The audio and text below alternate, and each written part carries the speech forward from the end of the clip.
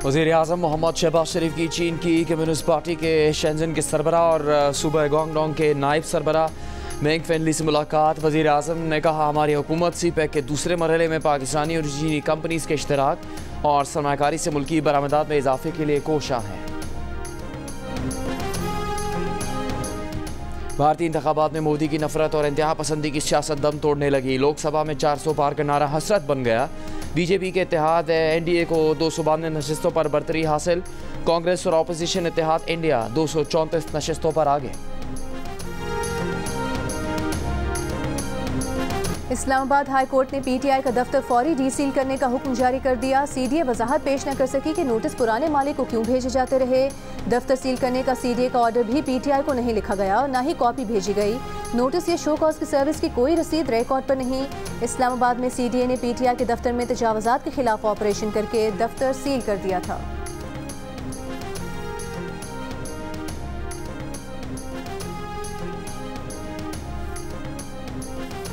FIA cyber crime wing की report से साफ जाहिर है कि जस्टिस बाबर सत्तार के खिलाफ 3 हैशटैग्स पर मबनी मुनज़्ज़म मुहिम थी।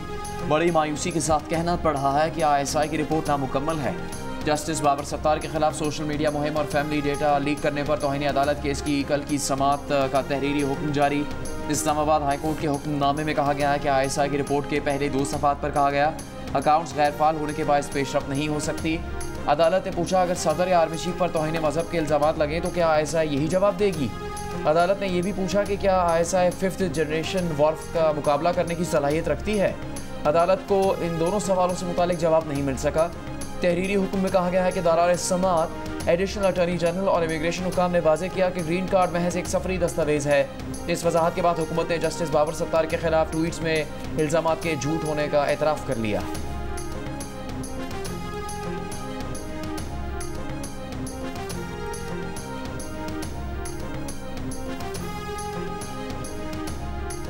मुजफ्फराबाद की अदालत ने गिरफ्तार शायर अहमद फरहाद की दरख्वास्त जमानत मुस्तरद कर दी। इंसदाद दहशतगर्दी अदालत ने अहमद फरहाद की दरख्वास्त जमानत पर फैसला गुज़श्ता रोज़ महफूज किया था। अहमद फरहाद को गुज़श्ता रोज़ दरख्वास्त जमानत की समाअत के बाद अदालत में पेश किया गया था। हैदराबाद में सिलेंडर धमाके के मजीद 2 जख्मी सिविल अस्पताल कराची में दम तोड़ गए। हादसे में जाम अफराद की तादाद 18 हो गई। हादसे में जख्मी 15 साल की अलीशा भी दम तोड़ गई। अलीशा का 8 साला भाई हसन भी हादसे में जाम हक हो गया था। परेटाबाद में 30 मई को गैस सिलेंडर के दुकान में धमाके के बाद आग लगी थी। गवर्नर सिंध कामरान टेसोरी की सिविल अस्पताल हैदराबाद में सिलेंडर धमाके में जख्मी होने वालों से मुलाकात। गवर्नर सिंध का मुतासिरीन को 20-20 लाख रुपए इमदाद देने का ऐलान।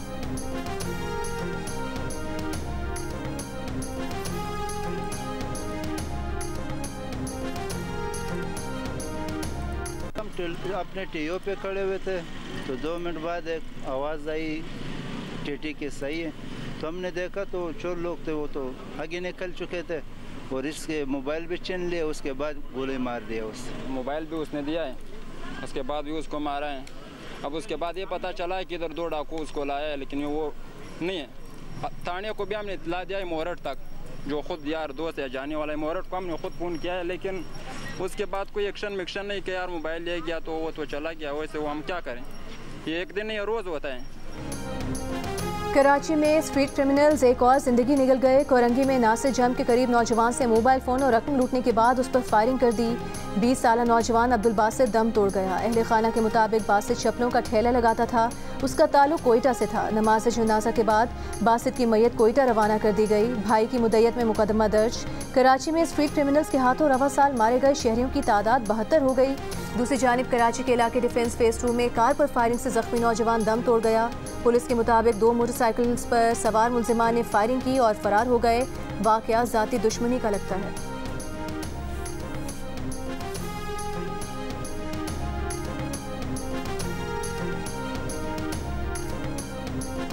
चेयरमैन MQM खालिद मकबूल सिद्दीकी का वज़ीर-ए-आज़म शहबाज शरीफ और वज़ीर दाखिला मोहसिन नकवी से राबता। खालिद मकबूल सिद्दीकी की वज़ीर-ए-आज़म से हैदराबाद का दौरा करने की दरख्वास्त। खालिद मकबूल ने कहा कि वज़ीर-ए-आज़म हैदराबाद से आने में शहीद और ज़ख्मियों की दादरसी के लिए हैदराबाद का दौरा करें।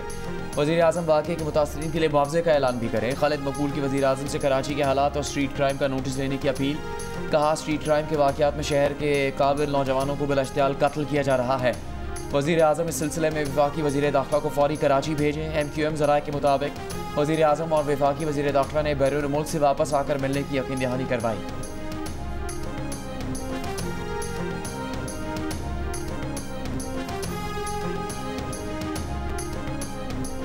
T20 वर्ल्ड कप में अफगानिस्तान का शानदार आगाज। पहली मरतबा मेगा इवेंट में शरीक युगांडा को 125 रन से हरा दिया। फातेह टीम ने 5 विकेट्स पर 183 रन बनाए। युगांडा की टीम 58 रन पर ढेर हो गई। दिन के दूसरे मैच में स्कॉटलैंड का इंग्लैंड के खिलाफ टॉस जीतकर बैटिंग का फैसला, लेकिन ब्रिज टाउन में खेल बारिश के बायस वक्त पर शुरू ना हो सका। डेलस में भी बारिश। नेपाल और नीदरलैंड्स का मैच ताखीर के बाद शुरू हो गया।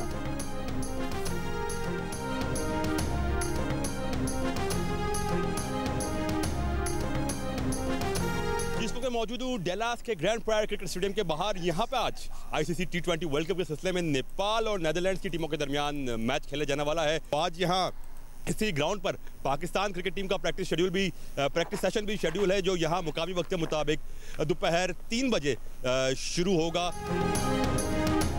आईसीसी T20 वर्ल्ड कप में high voltage match. Pak Bharat Thakare के लिए सिक्योरिटी हाई अलर्ट। स्नाइपर्स को स्टेडियम के इर्द गिर्द तैनात करने का फैसला। ग्राउंड के अंदर special weapon and tactics teams और सादा लिबास एहलकार ड्यूटी देंगे। पाक भारत मैच 9 जून को न्यूयॉर्क के निसार स्टेडियम में खेला जाना है।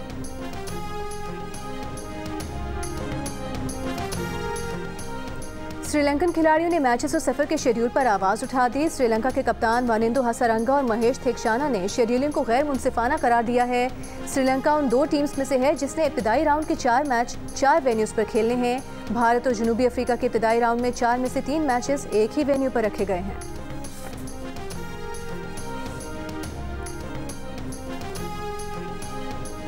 पाकिस्तान के मजीद 12 अजला के माहौलियाती नमूनों में पोलियो वायरस की तस्दीक। मुल्क में पोलियो से मुतासर अजला की मजमूई तादाद 42 हो गई। हुकाम के मुताबिक सिंध में कराची, साउथ ईस्ट, कोरंगी और मीरपुर खास मुतासर हैं। खैबर पख्तूनख्वा में लकी मरवत और पेशावर, जबकि बलूचिस्तान में औस्ता मोहम्मद, चमन, कोयटा और मस्तूम के माहौलियाती नमूनों में भी पोलियो वायरस की मौजूदगी की तस्दीक हुई है।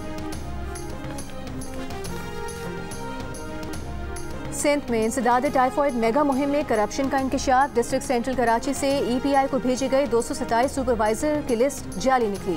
फराहम करदा लिस्ट में शामिल अफराद के बैंक अकाउंट्स में ट्रांसपोर्टेशन की मद में मजमूई तौर पर 3,88,80,000 रुपये मुंतकिल किए जाने थे। पैसों की मुंतकिली से पहले रोजनामा जंग की खबर में इंकशाफ हुआ कि EPI को भेजी गई 227 अफराद की लिस्ट में सिर्फ 11 सुपरवाइजर्स हैं। दीगर अफराद का इंसदाद टाइफॉइड मुहिम से कोई ताल्लुक नहीं। खबर सामने आने के बाद EPI हुकाम ने अदायगियाँ रोकी। वज़ीर सेहत डॉक्टर अजरा फजल पिचोहो ने छानबीन कराई और मालूम हुआ कि सुपरवाइजर बताए गए 227 में से 216 अफराद गैर मुतालिका हैं जो फील्ड में मौजूद ही नहीं।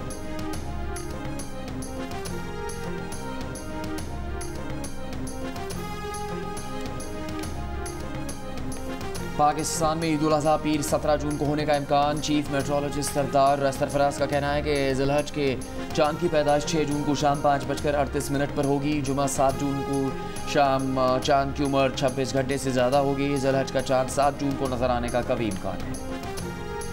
आज मगरबी बारिशों का कम शिद्दत का सिस्टम मुल्क में दाखिल होने की पेशगोई। महकमा मौसमियात का कहना है सिंध में जारी शदीद गर्मी की लहर खत्म हो जाएगी। आइंदा 2 रोज़ के दौरान दादू, जामशोरो, लाड़काना, कंबर शहदाद कोट और कश्मोर में हल्की बारिश का इम्कान है। 7 जून को सिंध के मुख्तलिफ इलाकों में गरज चमक के साथ बारिश मुतवक्के। कराची में 3 रोज़ के दौरान मतला जुज़वी अबर आलूद रहेगा।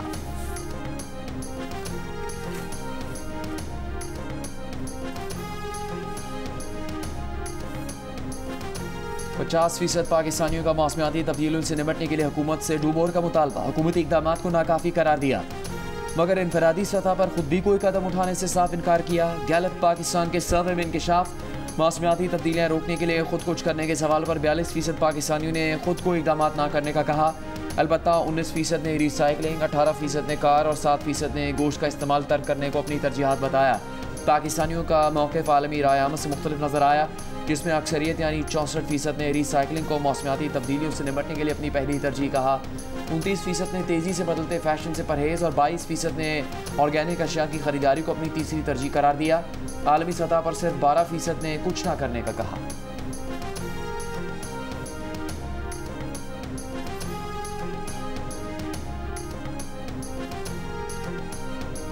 लाहौर समेत पंजाब भर में कल से प्लास्टिक के शॉपिंग बैग्स पर मुकम्मल पाबंदी होगी। सरकारी महकमों के दफातर में प्लास्टिक की बोतलों और दीगर अशिया पर पाबंदी होगी। हुकाम का कहना है कि शहरी कपड़े के थैले और टोकरियों का इस्तेमाल करें।